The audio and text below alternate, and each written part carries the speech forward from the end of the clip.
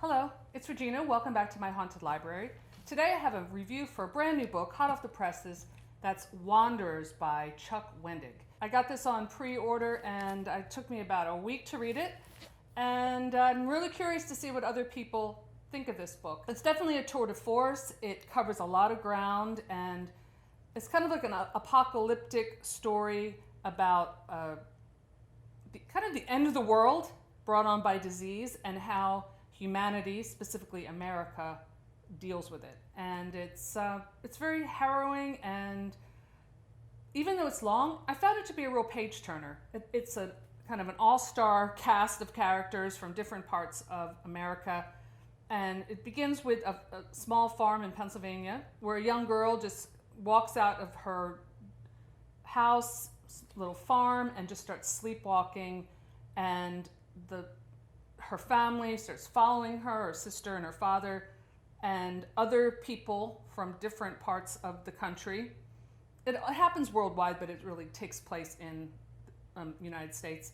They start forming a flock, and they don't stop, they don't eat, they don't do anything but walk towards this unknown destination. We have in this story a lot going on. There's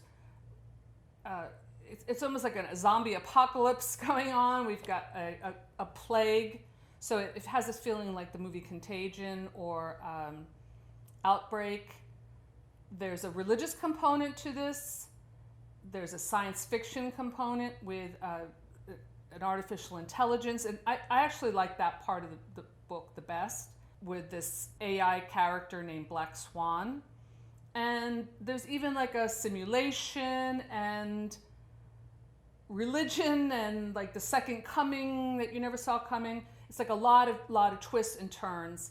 And I think the book really relies on those twists and turns, so I'm not going to give away any spoilers, but it's a big cast of characters, lots of different people. This catastrophe that's happening brings out this political unrest, chaos, and this growing a group of white supremacists determined to fight off this plague by fighting off these sleepwalkers, or walkers as they're called. And a lot of chaos ensues. The one criticism I had is and this just might be me, it's very political, and it's very kind of politically one-sided. And when I read, even if I agree with those politics, I don't really like to read it in my fiction. I'm trying to get away from that stuff right now. But I know from Chuck Wendig's Twitter feed that he's very political, so you definitely see his point of view come through in this book. So I have been reading a few of Chuck Wendig's works since he came out onto the scene, because I knew his family growing up. He's from a farm family that was right next to like where I grew up, and in fact the Wendig's farm is where all the kids met for their school bus. So when I was reading this and kind of checking out the different farm imagery that you see, especially Pennsylvania, I was definitely thinking about my old homestead. So I'm really glad I read this book by Chuck Wendig, and I do recommend it.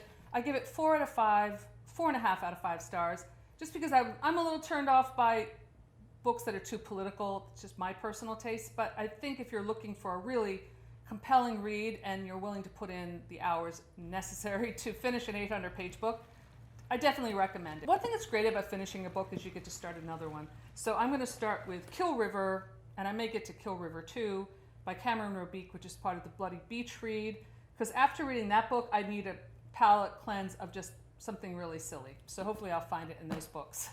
So that's all I had for today. Thanks again for stopping by my haunted library, and I'll see you soon. Bye.